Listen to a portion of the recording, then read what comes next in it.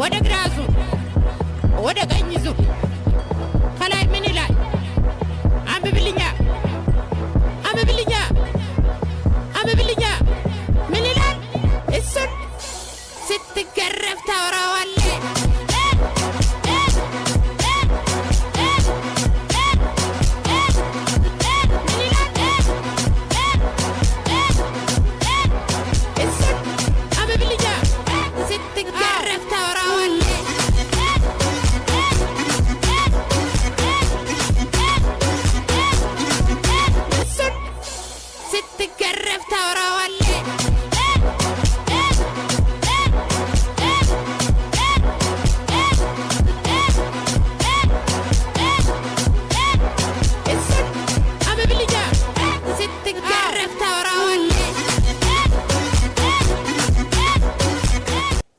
ክቡራን ተመልካቾቻችን እንግዲህ እንዳያችሁት ነው ብዙ ጊዜ ሐሳብ የምንሰጥበት ነው ካሁን እንግዲህ ወንድም ይሁን ሴት አይታወቅም ከወደቀች ብዬ ነበር እንጂ ፊልሙ መጨረስ የሚያስፈልግ አይደለም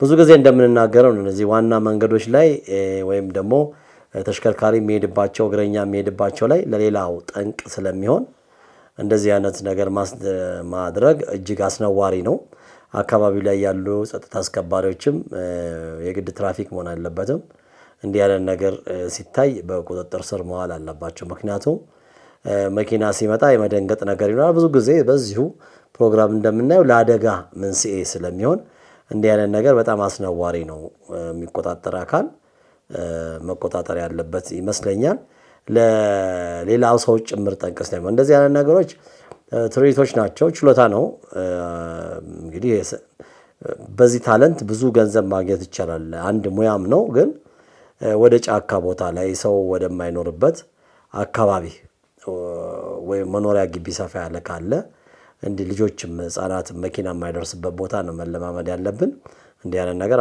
ከተማ ውስጥ ወይም እንግዲህ ዋና አስፋልት ነው ማዲያም እያየን ነውና አግባብ አይደለም ወደሚቀጥለው ቪዲዮ ዳለው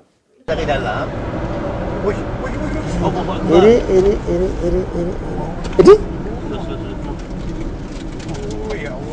ተነሳ የሚገርም ነው ተመልሶ ተነሳ ትረፍ ያላት ነፍስ እንግዲህ እንደዚህ ነው አንድ ድጋሚ ውስጥ ተገልጦ እኮ ተነሳ ይሽው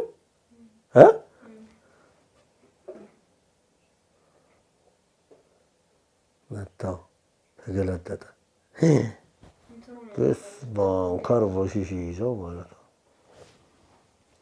የሚገርም ነው ይሄ እንግዲህ እስከዛሬ ካየናቸው አደጋዎች እጅግ በጣም የሚገርም ነው ክቡራን ተመልካቾቻችን እንግዲህ ትራፍ ያለው ሲለን እንግዲህ ወስዶ ይመልሳልና መኪናው ተገልብጦ ነበር በጣም ፍጥነት ነበረው ተመልሶ ከገርቡ ጋር ተጋይቶ ለመትረፍ ችሏል እንግዲህ ምናልባት ትክክለኛ ቪዲዮ ኤዲቲንግ ከሌለው ያለው አይመስልኝም ይያሉ ነው ቴክኒሻኖቻችን የሚገርም ነው ወደሚቀጥለው ቪዲዮ ሄዳለሁ ለማንኛውም ጥንቃቄ ያስፈልጋል ክቡራን ተመልካቾቻችን እንግዲህ የሚገርም ነው ቪዲዮ ለማንኛውም ስፒዳችንን ከፊት የምንሄድም መኪኖች እንደዚህ አይነት ሃይዌይ ወይ ቀለበት መንገድ ወይ ደግሞ ስፒድ የፍጥነት መንገድ ላይ ስንሄድ ከፊት ያሉን መኪኖች በትክክለኛው ፍጥነት በ80 ከሆነ በ80 በ100 ከሆነ በ100 በ120 ከሆነ በ120 ካልሄድን ከኋላ የሚመጣው መኪና በፍጥነት ሲመጣ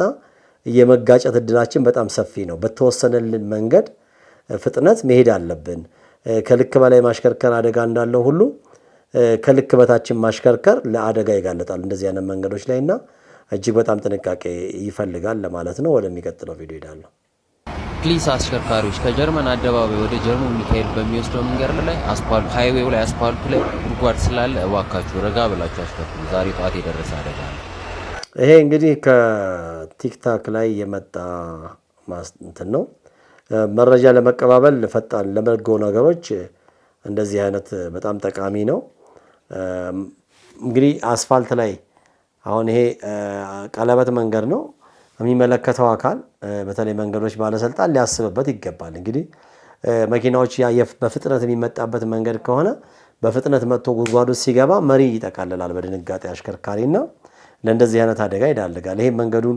የሚመለከተው አካል እንዲህ ያለ ነገሮችን የግድ ባይሰራ እንኳን ቦታውን መልሶ ለጊዜው መሙላት እንኳን ቢቻል ወጣቶች ድሮ እየሄዱ ይሞሉ ነበርና ሳንቲም ይጠይቁ ነበር። እነሱን ራሱ እየተከለከሉ በመሆኑ አንዳንድ ጠቀሜታም አለው። የሚመለከተው አካል ካልሰራ እነዛ መስራት አለባቸው። መንገዶች ባለስልጣን በደንብ ሊያስብበት ይገባል።